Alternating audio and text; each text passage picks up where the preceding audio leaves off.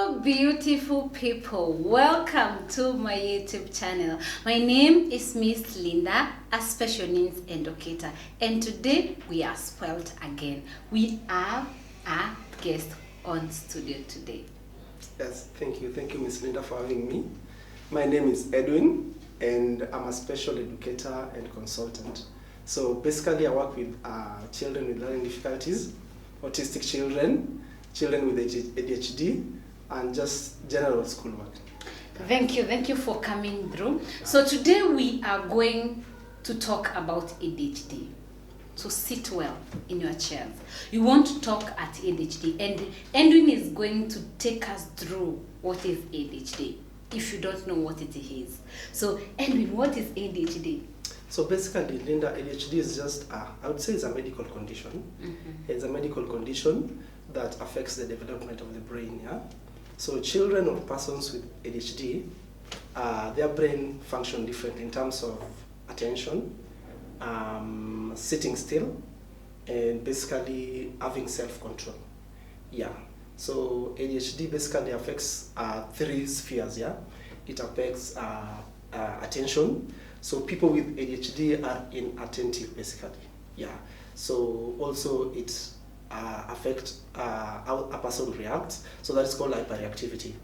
So people with ADHD also, they fidget a lot, move around. Children, for example, they can't sit in one place for a long time. They get bored easily. And also there's impulsivity. That is another third sphere that is affected by ADHD.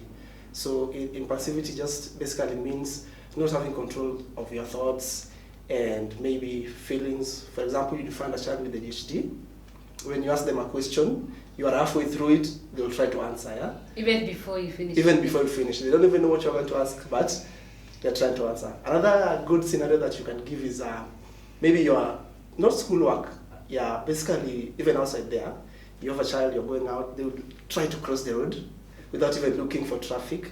That means they are impulsive. Their actions are just coming out without them having control of them, yeah. All right. Yeah. And what are the challenges that comes with ADHD?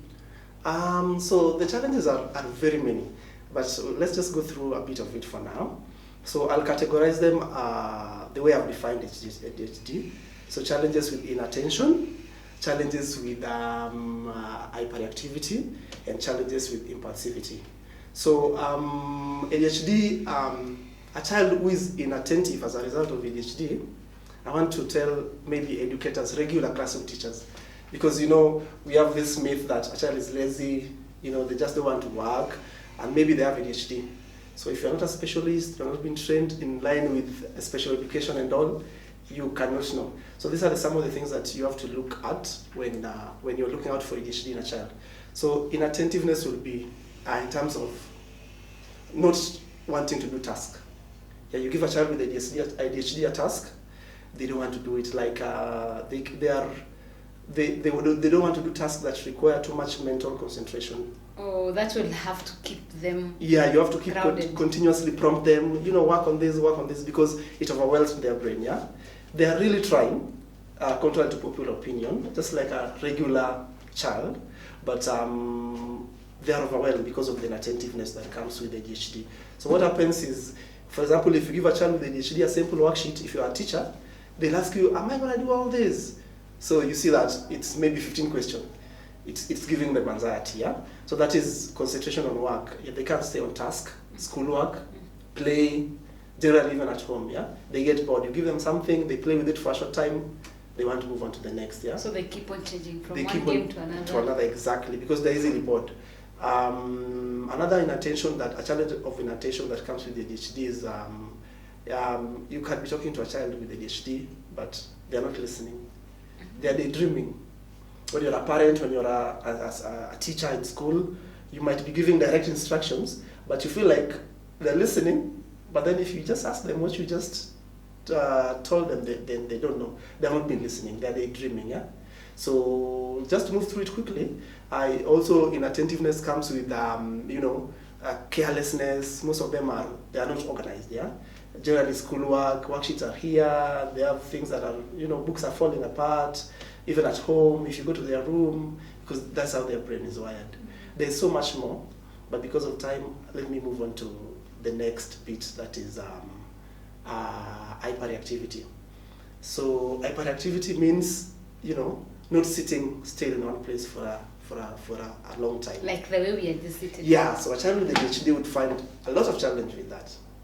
Yeah, maybe you're traveling, you're in a public transport, you'd see them all over, yeah, running around, because they can't sit. They can't just sit, in a place for a long time. And So, then, just to interrupt, how are you able to know, is this just a child is just being playful, or a child has ADHD? How do you draw a line between those two? that's a very good question, Miss Linda. How you draw the line is because children are generally playful, so we wouldn't say that if a child is playful, then they have ADHD. No, but children with ADHD they get to be playful even in inappropriate situations. Yeah, you see, because maybe you'd be in the assembly at school, and people are maybe singing and presenting. A normal child who has gone through school will know that this assembly, they will not run around. But a child with ADHD would feel the urge to move around, they are fidgety, try to talk to others. They might talk too much sometimes, yeah? So that's how you draw the line, because you find that they are even fidgety in inappropriate situations that requires them to otherwise just take yeah, so impulsivity, the way we've just mentioned when we were starting, is they don't have controls over how they act, yeah, their thoughts, their actions, they just do things, yeah. So they cannot wait for turns. Maybe you're doing tasks in school, and then the teacher is telling you to take turns. They might just jump in. They're just jumping in without basically waiting for the person who is there to finish. They can't take turns, yeah. They speak without thinking. So you might ask them a question, but they've been daydreaming. So they just answer something that is totally different, yeah. Their impulsivity also comes with, you are just basically not being present, yeah, and answering questions in a way that does not align to what they're being asked, yeah. Okay. Yeah. Okay. That's the first part of ADHD. We have talked about the challenges. Please take note so that we can be able to understand. So thank you for watching, and thank you, Edwin, for coming. Yeah, so much. we'll see you on the next video. Bye-bye. Bye.